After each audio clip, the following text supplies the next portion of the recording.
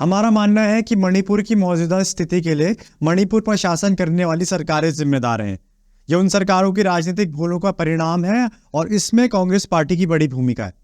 ऐसा मानना है ऑल मणिपुर स्टूडेंट्स यूनियन का, जिसने वक्तव्य जारी किया है।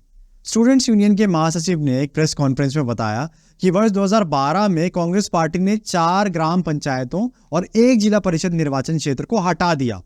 इन क्षेत्रों को मणिपुर पंचायती राज प्रणाली से हटाकर एक अलग जिला परिषद में शामिल कर दिया गया, जो कि एक स्वायत्त बॉडी है, और यहीं से कुकी राष्ट्र की मांग को और बढ़ावा मिला।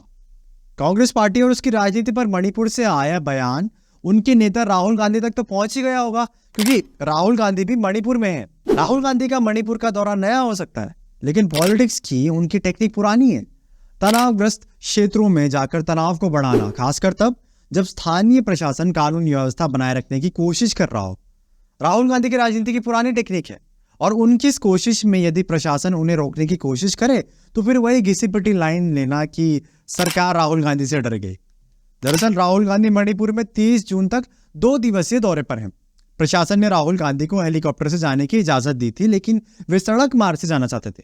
प्रशासन के अनुसार सड़क मार्ग से जाना राहुल गांधी की जान के लिए खतरा हो सकता था, इसलिए उन्हें इजाजत नहीं दी गई।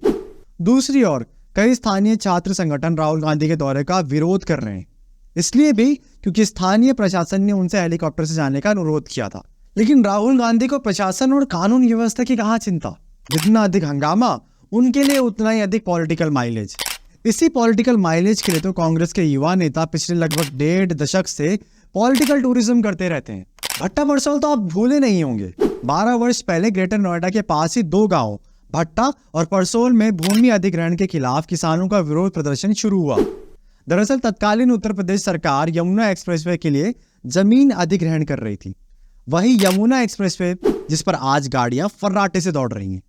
कुछ किसानों ने प्रदर्शन शुरू किया तो प्रदर्शनकारियों और पुलिस के बीच एक विवाद के बाद पुलिस फायरिंग में 2 किसानों की मौत हो गई। अब राहुल गांधी तुरंत यहां पहुंच गए।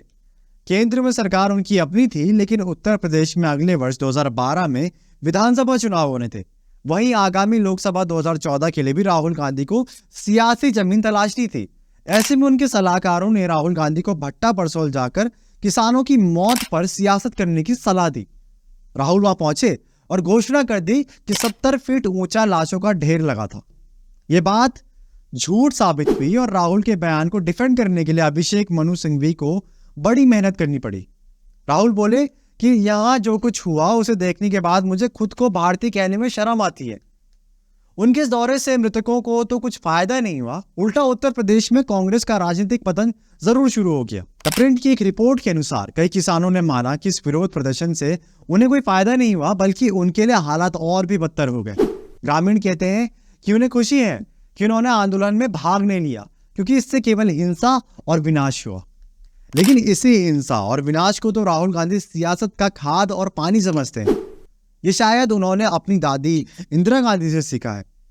1983 में इंदिरा गांधी ने असम में तनाव देखते हुए भी चुनाव करवाने की जिद की और नीली नरसंहार हुआ, जहां हजारों लोग मारे गए। असम हो या मणिपुर या उत्तर प्रदेश, कांग्रेस का पॉलिटिकल टूरिज्म का पैटर्न पूरे भारत के लिए सेम है।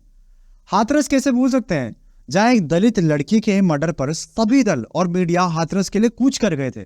राहुल गांधी और प्रियंका गांधी का ये वीडियो तो आपने देखा ही था, जिसमें वे अपनी गाड़ी में हंसते हंसते हाथरस के लिए जा रहे हैं।